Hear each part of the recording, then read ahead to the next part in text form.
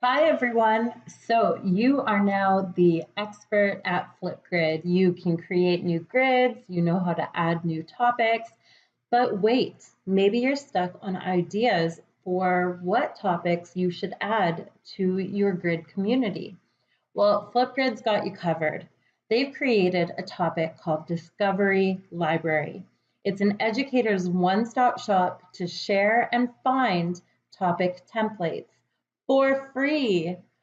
Now, you can find the topic Discovery Library by clicking up here in the tabs, Disco Library. All right, welcome to the Discovery Library, better known as the Disco Library. Let's take a look around.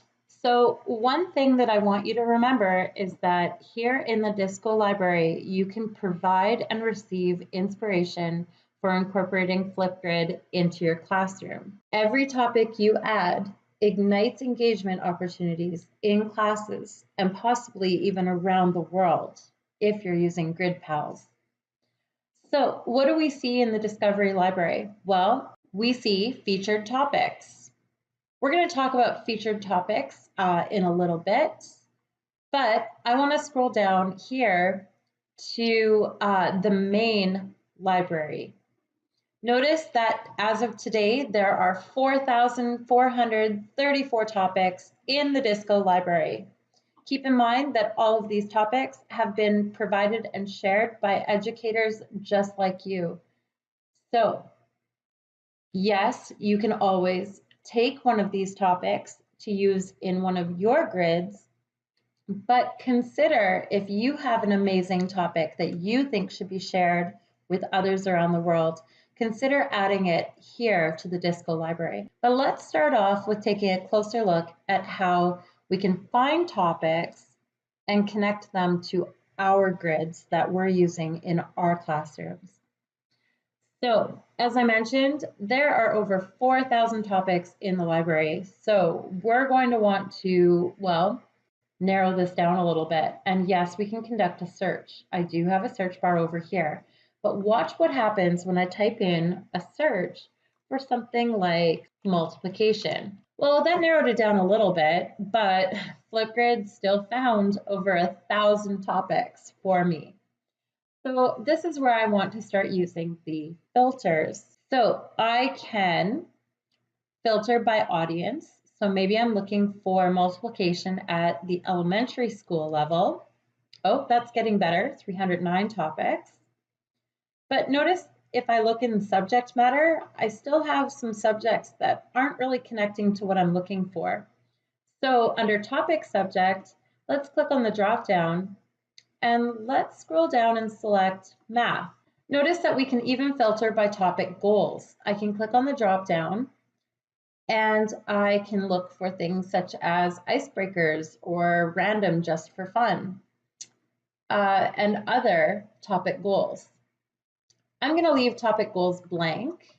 If you look, we've now got 62 topics that we can choose from. And if I look at the chart below, I can see the following information about the topics. I can see the topic title, the creator of the topic, the date when the topic was created and added to the topic or the Disco library, the subject area, the audience level, the number of times the topic has been used by others, even engagement analytics. So the number of hours and minutes that this topic has been used.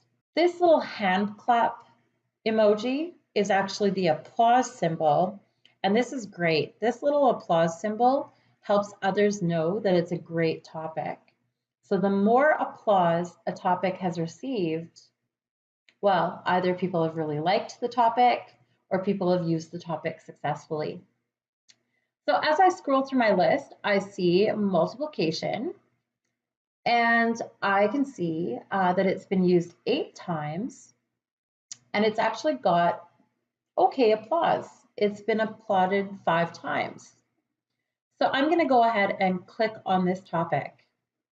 Now, once inside the overview for the topic, I can see information about the topic. I would also see any topic resources, prompts, or attachments that have been added to this particular topic. Down here in integration notes, I can see a helpful explanation to give a little bit more context and explain how the topic creator used this particular topic. That might give me an idea of how I can go ahead and use this topic with my students. If I like this topic and I'm ready to use it in one of my grids, I come up here to add this topic and I click on the selected grid and I go ahead and choose the grid that I wish to add this topic to. Now note that when you add the topic will be inactive at first. I'm going to go ahead and click add. Oh, no, sorry, before I do, remember that sharing is caring. If you know that this is a great topic and you think others should be aware of this topic, please, please, please click on the share topic button here in the far left. You can also click on the applause to add some applause to topics you love. Remember that this helps others know that it's a great topic. Anyways, now I'm going to go ahead and select add. Notice that before I officially add the topic to my grid, I get the opportunity to update and make any changes to the topic before it's added. So I can always add in a topic tip. I can change the description or the prompts. I can turn on or off video moderation. This is important. Remember what I said, when you first add the topic, it's inactive. So we want to change this to active. We can adjust launch and freeze dates. There is a resource already added, but remember that I can add up to 9 external links, so I can add more resources to this topic. And I can make adjustments to other settings, including feedback. Once I'm ready, I go ahead and click Update Topic. And let's just go back to my Demo for Littles grid. This is where I added that topic from the Disco library, and voila, there it is. It's as simple as that to find and add topics from the Disco library to grids that you've already created.